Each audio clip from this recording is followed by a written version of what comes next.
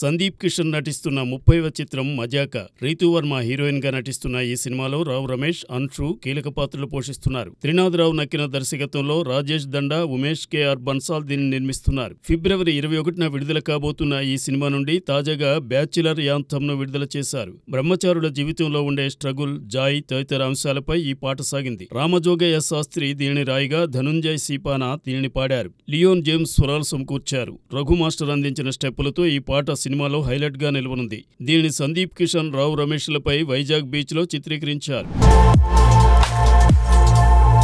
Young hero Varun Tej తన 15వ చిత్రాన్ని మేర్లపాక గాంధీ దర్శకత్వంలో చేయబోతున్నాడు. UV creations, first frame entertainments సంయుక్తంగా నిర్మిస్తున్న ఈ సినిమా ఇండో కొరియన్ హారర్ కామెడీగా రూపుదిద్దుకోబోతోంది. ఈ సినిమా కోసం వియత్నాంలోని అందమైన లొకేషన్స్ ను చూడడానికి వరుణ్ తేజ్, మేర్లపాక్ గాంధీ నిర్మాతలు వెళ్లారు. స్క్రిప్ట్ వర్క్ సైతం మరోవైపు శరవేగంగా సాగుతోందని, మార్చి మొదటి వారంలో రెగ్యులర్ షూటింగ్ ను ప్రారంభిస్తామని చిత్ర యూనిట్ తెలిపింది. ఈ సినిమా కోసం వరుణ్ తేజ్ ఇప్పటివరకు కనిపించని సరికొత్త మేకోవర్ తో స్క్రీన్ పై మెస్ప్రైజ్ చేయనున్నారు. ఈ చిత్రానికి తమన్ సంగీతం అందిస్తున్నారు. మరి గత కొంతకాలంగా మంచి విజయం కోసం ఎదురు చూస్తున్న వరుణ్ తేజ్ కు ఈ సినిమాతో ఆ లోటు తీరుతుందేమో చూడాలి.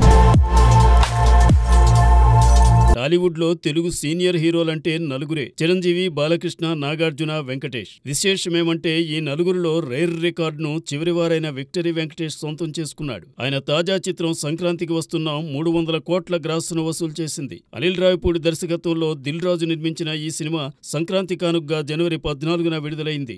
ఈసారి సంక్రాంతి బరిలో నిలిచిన ఈ సినిమా పొంగల్ విజేతగా నిలవడమే కాదు, సీనియర్ హీరోల సినిమాల కలెక్షన్స్ లోనే ఓ నయా రికార్డు నమోదు చేసింది. భీమ్ సంగీతం సమకూర్చిన సంక్రాంతికి వస్తున్నాం సినిమాలో ఐశ్వర్య రాజేష్, మీనాక్షి చౌదరి హీరోయిన్లుగా నటించారు. హాస్య నటుడిగా చక్కని గుర్తింపు తెచ్చుకున్న ధనరాజ్ కొన్ని సినిమాల్లో కీలక పాత్రలు పోషించాడు. అంతేకాదు తాను హీరోగా నటించిన రామం రాఘవం పేరుతో ఓ సినిమాను తెలుగు, తమిళ భాషల్లో రూపొందించాడు. పృథ్వీ పోలవరపు నిర్మించిన ఈ సినిమాను ఫిబ్రవరి 14న విడుదల చేయబోతున్నట్లు మేకర్స్ తొలుత ప్రకటించారు. అయితే ఇప్పుడు ఈ సినిమా ఫిబ్రవరి 28న రిలీజ్ కాబోతోందని తెలిపారు. సముచిరఖని, హరీష్ ఉత్తమన్, సత్య, వెన్నెల కిషోర్, శ్రీనివాస్ రెడ్డి, ప్రమోదిని తదితరులు ఈ సినిమాలో ఇతర కీలక పాత్రలు పోషించారు. అరుణ్ చిలువూరి ఈ సినిమాకు సంగీతాన్ని సమకూర్చారు.